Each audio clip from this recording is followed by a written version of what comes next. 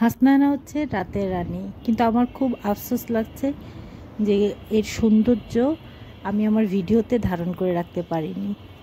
যেটা এমন অনেক কিছুই আছে যে পরবর্তীতে ভিডিও দেখলে নিজের ভিডিওই নিজে দেখতে খুব ভালো লাগে, বিশেষ করে আমার ছাদ বাগানের অংশ বিশেষ আর কি।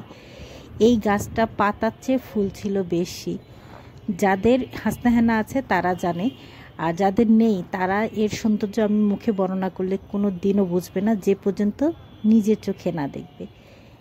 লাগে যখন পুরো গাছ জুড়ে শুধু ফুল আর ফুল, কোনো পাতা থাকে না, থাকে অল্প পরিমাণে, পাতার চেয়ে ফুলের পরিমাণ বেশি থাকে। আর হাসনাহেনা দিনের বেলায় মনে হয় যে শুধুই ফুল, কোনো ঘ্রাণ নাই, কিচ্ছু নাই। আর রাতের বেলা যে এই ফুলের এত ঘ্রাণ, এই গাছটা উপরের দিকে লম্বা না হয়ে চতুর্দিকে খালি ছড়িয়ে যাচ্ছে, নিচে থেকে ডাল বেশি ছড়িয়েছে, তাই এটাকে পলিথিন দিয়ে বেঁধে রেখেছে। প্রচুর ফুল ফুটেছিল। এখন প্রায় সপ্তাহখানেক পরে ফুলগুলো একা একাই দেখি নিচে সব ঝরে আছে, আর বাকিগুলো তো আমি ঝেড়ে ফেলে দিলাম। এখন আবার দেখি যে গাছে কলি আসছে। এই গাছটা আমার একটা গিফটের গাছ, একজনে আমাকে গিফট করেছিল একটা পেজ থেকে।